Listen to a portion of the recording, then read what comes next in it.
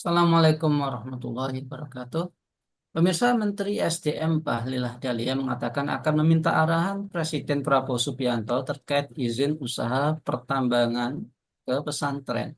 Ketua Umum Partai Golkar ini mengatakan bahwa izin kelola tambang belum sampai ke ranah pesantren. Menurut Bahlil, izin kelola tambang baru mencakup ranah organisasi kemasyarakatan keagamaan. Apa alasan sebenarnya di balik keputusan untuk memberi izin pesantren mengelola tambang? Rencana itu apakah hanya akan menguntungkan kelompok tertentu? Untuk membahasnya, kami terhubung dengan pengamat kebijakan publik, Bung Hanif Kristianto. Assalamualaikum, Bung Hanif. Waalaikumsalam warahmatullahi wabarakatuh, Mas Nanang dan juga pemirsa. Baik, Bung Hanif. Menteri SDM Bahlil Lahadalia mengatakan akan meminta petunjuk Presiden Prabowo terkait izin pesantren untuk mengelola tambang. Ini sebagai perluasan dari izin pengelolaan yang sebelumnya diberikan kepada ormas keagamaan. Nah, apakah motif sebenarnya di balik keinginan untuk memberi izin pesantren mengelola tambang, Bung Hani? Ya, motif itu kadang-kadang hanya manusia dan Tuhan yang tahu ya. Kadang-kadang kita kan nggak tahu ya. Tapi kalau dari motif untuk memberikan tambang ke pesantren ini kan sebuah hal yang baru kan begitu ya. Yang sebelumnya diberikan ke ormas keagamaan dan tadi juga sudah disampaikan sudah diberikan izin usahanya ya, IUP-nya begitu ya kepada beberapa ormas gitu ya terkait dengan pengelolaan tambang. Dan kalau kita cermati dari sisi memberikan pengelolaan izin pertambangan kepada pesantren ini, yang pertama adalah dari sisi politis jelas ya, selama ini politisi di dalam sistem demokrasi itu memanfaatkan pesantren sebagai ceruk untuk meraup suara kan gitu ya. Maka sebagai balas budinya, wabil khusus misalnya pengasuh ya, ataupun secara kompleks eh, pesantrennya kan gitu ya. Maka apa yang bisa diberikan kan gitu ya. Dan ini pun juga eh, sejalan dengan beberapa hal yang kemarin juga sudah dilakukan ya terkait dengan pemberian tambang kepada ormas. Nah, kemudian dari yang kedua ini kan juga menunjukkan bahwa sebetulnya negara ini ingin melepaskan diri dari kewajiban pengelolaan tambang itu. Nah, kenapa? Karena seharusnya yang mengelola tambang itu negara demi kepentingan rakyat sebesar-besarnya, mayoritas. Nah, rakyat di sini juga termasuk rakyat biasa ataupun juga rakyat yang ada di ormas keagamaan maupun rakyat ada di pesantren, kan gitu. Nah, kalau tambang yang itu harusnya dikelola oleh negara dan diserahkan begitu saja kepada kelompok atau entitas tertentu yang sebetulnya tidak memiliki pengalaman ya, bahkan juga bukan tupoksinya di situ, maka ya sekali lagi ini menyalahi aturan yang ada kan gitu ya. Jadi seharusnya negara itu apa menunjukkan kehebatannya, ini loh saya mampu mengelola tambang. Nah, nanti bagaimana kepada rakyat? Iya, hasil dari tambang itulah untuk kesejahteraan rakyat gitu. Jadi jangan dikasih tambang tapi kasihlah hasil tambangnya gitu ya. Jadi mindsetnya harus seperti itu. Nah, nah, yang ketiga, kalau kita melihat juga motif di sini adalah apa? Bahwa ini juga bisa menjadi motif berkaitan dengan apa? Untuk menetralisir ya kelompok-kelompok yang dianggap nanti juga menjadi kritis atau menjadi berseberangan dengan pemerintah. Nah, seolah-olah ketika kelompok itu dikasih tambang itu kan berarti kan wah, nah, ini harus kita manfaatkan nih. Ini bentuk pemerintah yang kepedulian kepada kita gitu ya untuk mendapatkan yang luar biasa. Padahal ya di pengelolaan tambang itu tidak semudah yang kita bayangkan gitu ya. Diserahkan, kemudian dikeruk dan sebagainya. Nah, butuh hal-hal lain yang juga terkait dengan misalnya lingkungan, analisis sosial dan sebagainya. Yang itu juga perlu dipikirkan baik kan gitu ya. Nah, sekali lagi kami mengingatkan kepada Pak Prabowo khususnya yang memiliki kebijakan ini. Jadi tidak semualah itu diobral ya atau semua itu diserahkan kepada kelompok ataupun rakyat. Jadi harus tahu posisi mana. Oh, ini harusnya adalah wilayah yang harusnya negara itu mengambil peranan besar. Nah, selebihnya rakyat juga mendapatkan hasilnya, misalnya untuk kesejahteraan apa? Untuk sandang, pangan, papan, pendidikan, kesehatan, ya. Nah, seperti itu. Jangan nambah-nambah pekerjaan lagi lah bagi rakyat ini yang sudah pusing lagi ya dan sebagainya. Seperti itu, Mas Nana. Bung Hanif, apakah pengelolaan tambang oleh ormas dan pesantren untuk meredam suara kritis umat? Dan apakah kebijakan ini betul-betul senafas dengan misi untuk mensejahterakan rakyat atau hanya menguntungkan segelintir pihak, Bung Hanif? Nah, kalau kita cermati, berapa sih jumlah pesantren yang ada di Indonesia? Kan begitu banyak, yang gitu ya. Jadi ketika nanti pengelolaan tambang itu diserahkan kepada satu pesantren misal, ya, kemudian apa? Pesantren lain juga iri, ya, ya, itu ya, minta dan sebagainya. Terus, nanti ada kebijakan baru lagi, ya, pesantren yang boleh ngelola nambang itu ini, nah, misal begitu. Dan sekali lagi, eh, ini juga untuk meredam ya suara kritis umat. Nah, saya ingin mengingatkan kepada umat Islam yang ada di negeri ini bahwa sebetulnya Islam itu juga sudah memiliki konsep berkaitan dengan pengelolaan tambang begitu ya, bahwa tambang itu adalah milkiyah ammah, kepemilikan umum, kan gitu ya. Jadi seseorang manusia itu kan tersirat dalam tiga hal, alma, wal kala, wan nar, ya gitu. Jadi dengan apa? Ada padang gembala, ya, ada juga api, ada juga ada air kan gitu. Dan ini tidak boleh dikuasai oleh swasta maupun asing ataupun secara pribadi kan begitu ya. Nah, karena ini kepemilikan umum, maka siapa yang wajib mengelola? Kembali lagi kepada negara. Nah, ini sebenarnya harusnya sejalannya dengan itu.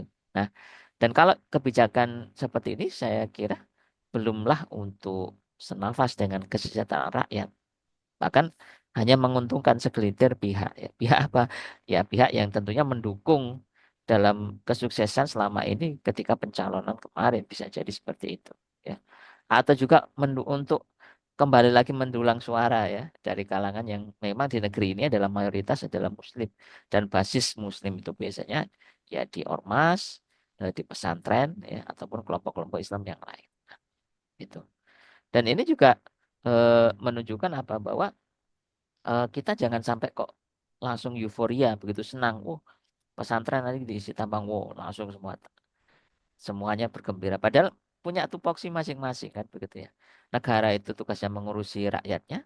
Rakyat itu adalah mengoreksi kebijakan kalau kebijakan salah. Dan jangan lupa ya, kalau di kalangan pesantren berarti kan ada tugas amar ma'ruf nahi mungkar kan begitu ya. Nah, mereka yang tahu hukumnya ya nanti melahirkan ulama-ulama ya. Nah, ulama inilah yang nanti akan menasihati umarok ya. Kalau umaroknya melenceng dari syariat Islam. Seperti itu, Mas. Ya, Bung Hanif, kenapa pemerintah tidak lebih fokus pada pengelolaan tambang oleh BUMN daripada nanti dikelolakan ke asing kayak Freeport gitu ya. Dan memastikan hasilnya untuk kesejahteraan, bukan untuk ormas tertentu atau korporasi dari luar negeri. Nah, kalau kita lihat dari ini kan berkaitan dengan mindset ya, sekali lagi pemirsa, bagaimana berkaitan dengan pengelolaan tambang ini. Kalau negara itu menyadari bahwasannya di pundak lah, di pundaknya lah ya, itu adalah kewajiban untuk mengelola tambang ini dengan baik, maka seharusnya dia juga berpikir bahwa kita menambang ini adalah untuk kepentingan rakyat. Nah, sementara ini juga undang-undang minerba itu juga undang-undang yang sangat liberal gitu lah ya. Di siapapun juga boleh melakukan upaya penambangan dan sebagainya. Yang kita sayangkan nanti kan ketika ada giliran rakyat itu menambang ilegal, ya itu seolah-olah eh, negara baru turun tangan, baru A, B, C dan sebagainya dan begitu ya. Nah, kami harapkan negara ini juga lebih fokus ya untuk mengambil tambang itu dari apa? Ya korporasi asing maupun swasta gitu kan. Jangan sampai negara ini dikangkangi oleh kelompok-kelompok oligarki ataupun kelompok-kelompok kapitalis ya, yang memang telah menguasai negeri ini ya dengan ragamnya ya. Sehingga apa, ekonomi rakyat itu hanya berputar di kalangan mereka saja gitu loh. Tidak untuk kesejahteraan rakyat. Dan sebetulnya juga bukan tupoksi ormas maupun pesantren ya untuk mengelola negara gitu ya. Apa mengelola tambang ya. Nah, sekali lagi itu juga ini penting ya. Jadi semua kembalikan kepada tupoksi masing-masing kan begitu ya. Dan kalau ini juga terjadi, berarti kan sekali lagi negara ini seolah-olah ya tidak punya daya dan kekuatan gitu loh ya. Semuanya diserahkan kepada asing, misalnya tambang, diserahkan kepada swasta, diserahkan kepada ormas, diserahkan ke pesantren. Terus apakah hanya negara sebagai regulator gitu ya? Ya, hanya nanti menerima pajaknya ya.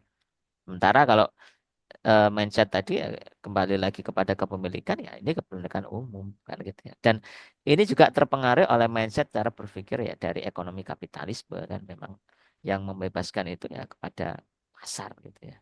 Nah, seperti itu, Mas Anak.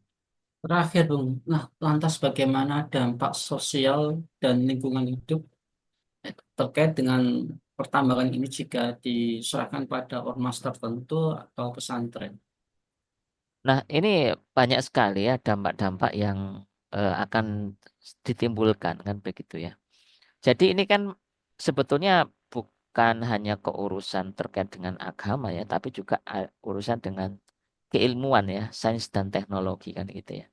Nah, selama ini kalau mengelola tambang itu diserahkan kepada ormas dan pesantren yang mereka itu hanya fokus ya, misalnya kepada pengkajian-pengkajian ilmu-ilmu agama gitu ya. Ya, bukan berarti kita meniadakan mereka setelah lulus juga ada yang kuliah di pertambangan atau bahkan ada yang menjadi pengusaha kan gitu ya atau terkait dengan mengelola tambang. Tidak hanya itu ya. Nah, tapi ini juga kita harus paham bahwa mengelola tambang itu juga menggabungkan antara keduanya kan gitu ya.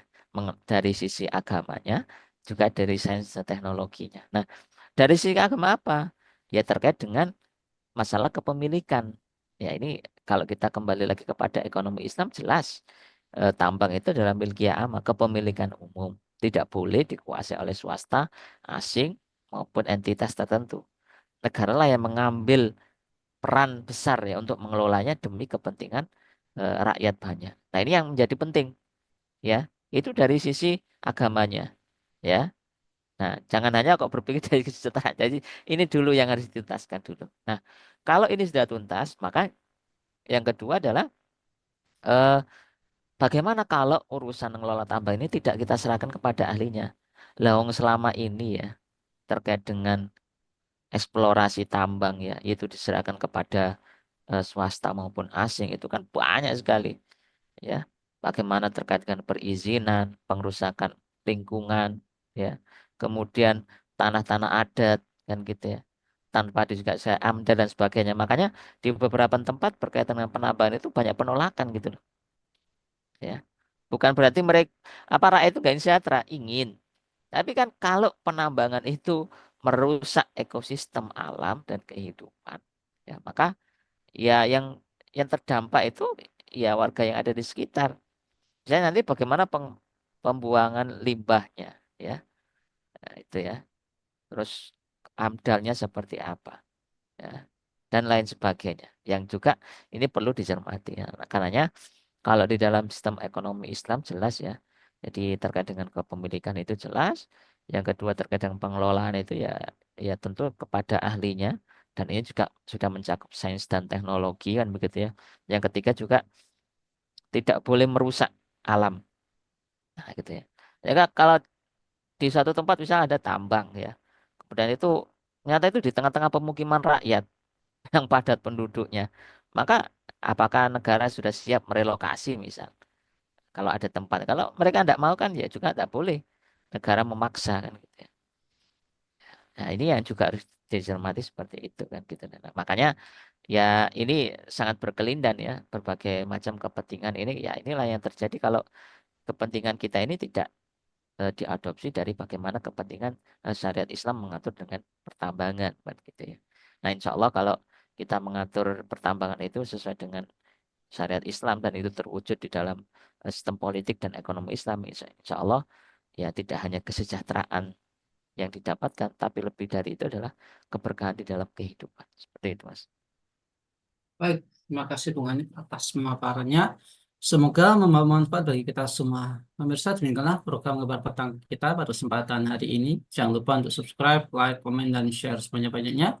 Semoga menjadi amal kebaikan kita di dunia maupun di akhirat. Saya Nanang Setiawan undur diri. Sampai jumpa di lain kesempatan dan wassalamualaikum warahmatullahi wabarakatuh.